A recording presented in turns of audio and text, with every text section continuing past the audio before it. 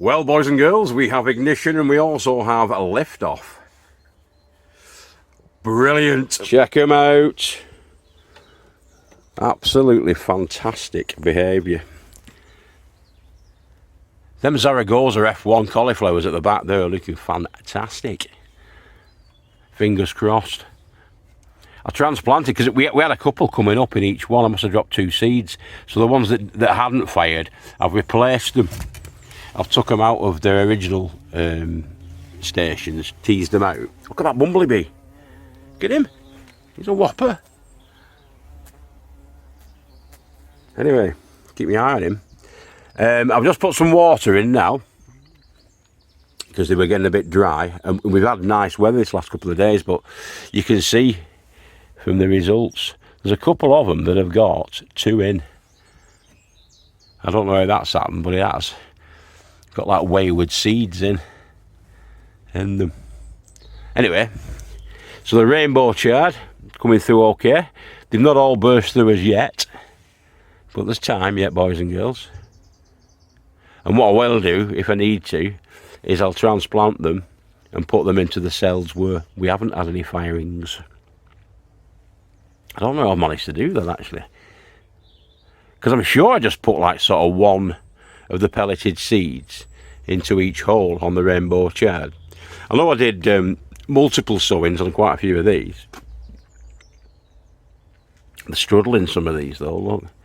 We're getting a bit of dye off there, which is not good, is it? That's grass seed or something. Must have seed contamination, soil contamination. But yeah, we're getting some beets coming through. Not too successful there though with the beets. Not as good as I would have thought at this stage in the game. But certainly those F1 Zaragoza are thriving, aren't they? Lovely. 30 there. 30 little seedlings. And then the greyhound cabbage. We're getting multiple firings on the greyhound cabbage as well, which is good. We've only got 12 of them, but it's alright. Got the chard. Got the rhubarb chard there as well. Yeah. As we move over to the allium section, we've got the red onions there, the red baron, and we've got the centurion onions at the back there. Now I've got a space for these, for all of these. I know exactly where they're going. And the shallots.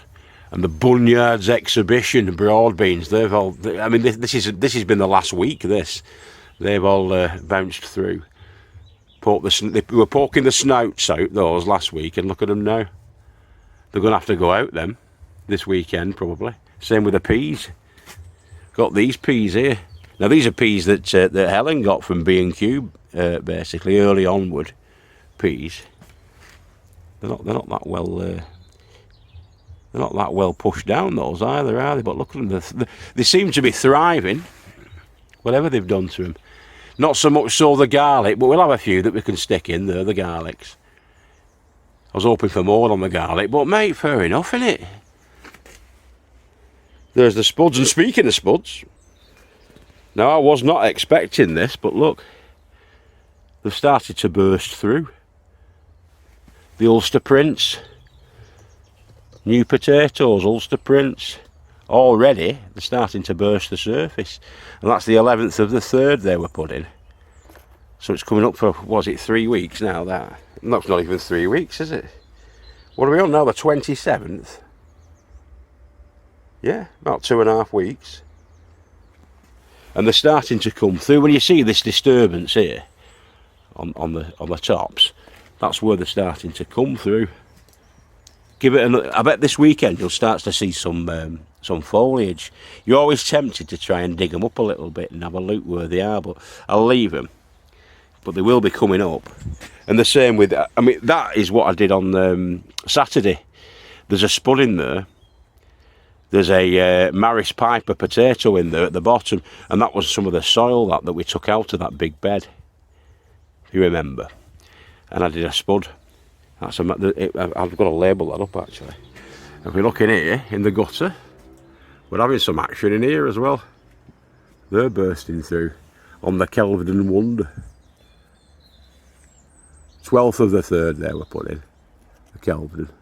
So they've had 2 weeks now and they're coming through. So they'll be in there until they're sort of close to where the bar is up at the top here. When they reach to the about 5 inches, 6 inches, we'll get them out then. I'll show you that. Dig a little trench and we'll put them straight in. Yee! Well, by the way, if you do like what we do, don't forget to comment, like and subscribe if you're not already a subscriber. If you are a subscriber, please hit that bell notification button, which should be down here somewhere, so you don't miss another exciting episode with me, Guru Mafinda, down on the farm. Catch you in a minute. So there we are. Good results. Good firings. Right then, boys and girls, just a quickie tonight. Just thought I'd come down and check out the situation. Our overwintering onions are doing well as well, but what I may well do is, yeah, these have been in the ground over winter, and what I may well do is transplant these ones that are in this bed and put them with the mates over here.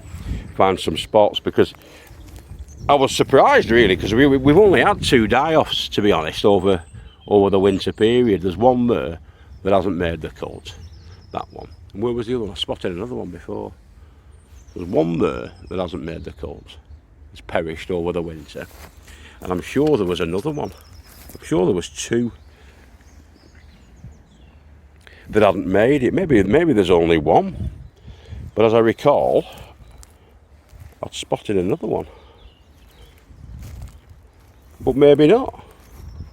Maybe it's just that one. But anyway, we'll make some room, give them some elbow room in here, I think, and let them grow on.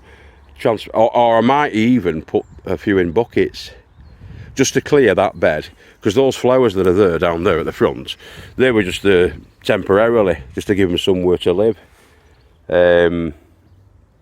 Week before last, I think it was, we put them in. It's just to put them somewhere really, basically out of the way. But they'll be going into buckets and whatnot, these flowers. But I may well do the same thing with the onions and try them in the buckets. You know, like HGV does, homegrown veg. Check him out, homegrown veg. He does a lot of bucket growing. He does it. I'm going to try that actually this year with the onions. And then I can put the ones that are up in the polytunnel, this year's batches up in the polytunnel, they can go in here. And that's what I'll do. Because I'm a maverick, boys and girls. Yeah? Let's have it. There's that bed we did the other day. Looking like a billiard table, that. Flat as a pancake. And well filled. That sun's getting in my eyes. It's a lovely day today. Really nice and sunny.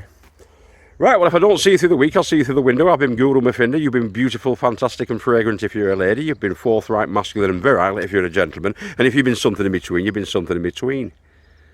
It's probably the fastest I've ever said that.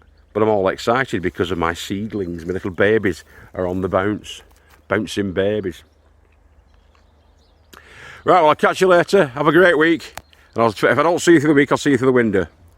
We love you all. Bye-bye. There was 2. There's one and there's the other one. So I'm going to get them out. I bet they're knackered. They are knackered. Proper knackered. Although there's a bit of a stem underneath there. Yeah, but they're not going to make the cut then. So I'll get him out. I'll get him out.